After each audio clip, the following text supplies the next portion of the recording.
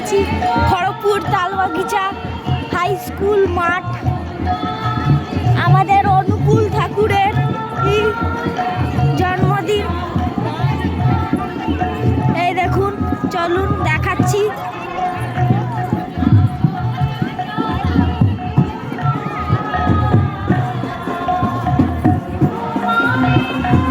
চিপসের দোকানও বসেছে। চলুন যাচ্ছি, দেখুন।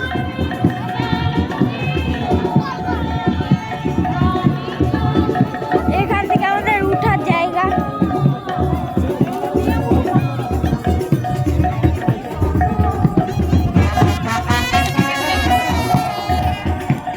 খড়গপুরের বুকে দাঁড়িয়ে এত বড় পূজা প্রথমবার আমাদের এখানে।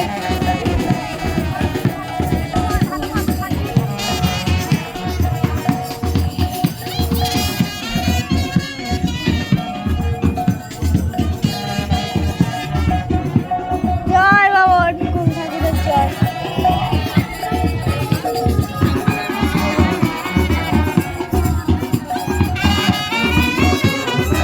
কত লোক আপনারা দেখতে পাচ্ছেন।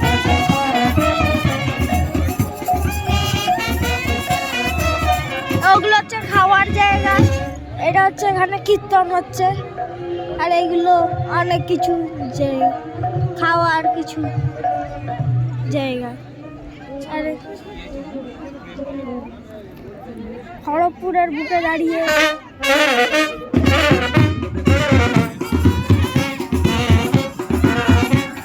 ওখানে রান্না, আর এখানে খাওয়া, ওখানেও খাওয়া।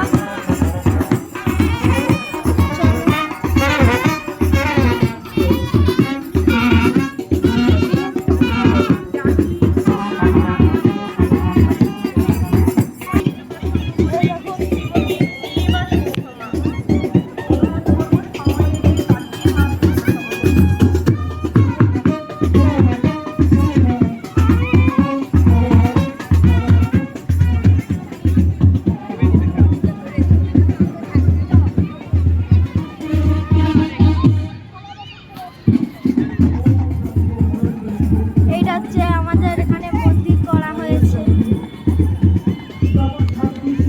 বেলুনও অবধি রাখা হয়েছে। আমাদের এই সব তালবাগিচার সবচেয়ে বড় মাঠ হচ্ছে এই স্কুল মাঠ। এখানে দুর্গা পূজা হয়। এই দেখো, এইটা হচ্ছে বসে খাওয়ার কাউন্টার। বিশাল অনেক দর্শনার্থী এসেছে।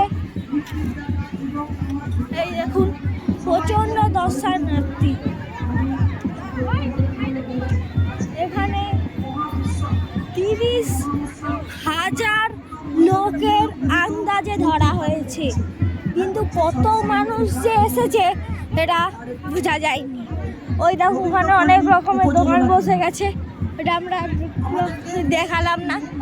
এই দেখো, অনেক মানুষ, অনেক। তিনি বলে গেলেন মা, উনি খুব সুন্দর বললেন। আমি পুনর্বার রিপিট করছি, তার কারণ হচ্ছে আজকের আমাদের বিষয় হচ্ছে মেয়েদেরকে নিয়ে।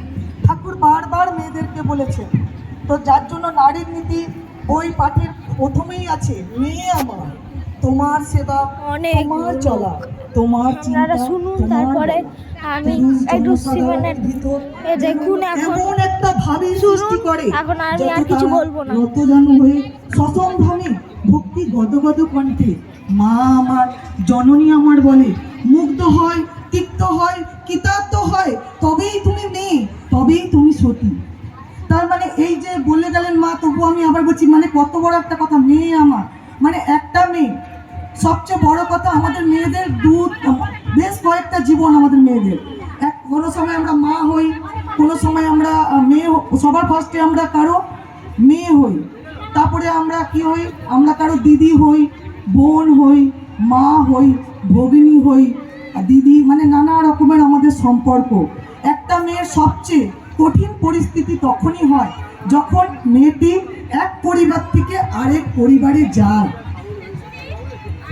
এবার একটি মেয়ে এক পরিবার থেকে আরেকটি পরিবারে যে যায়, সে সেখানে গিয়ে কেমন করে চলবে, সে কি বলবে, সে কেমন করে থাকবে, সে বাড়িতে কেউ আসলে তাকে কেমন করে আপ্যায়ন করবে, সমস্ত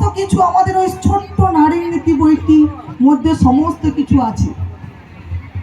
হঠাৎ করে একটা মেয়ে যখন এক পরিবার থেকে আরেক পরিবারে বিয়ে হয়ে যায়, যেমন একটা গাছকে যখন এক জায়গা থেকে উঠিয়ে অন্য জায়গায় রাখা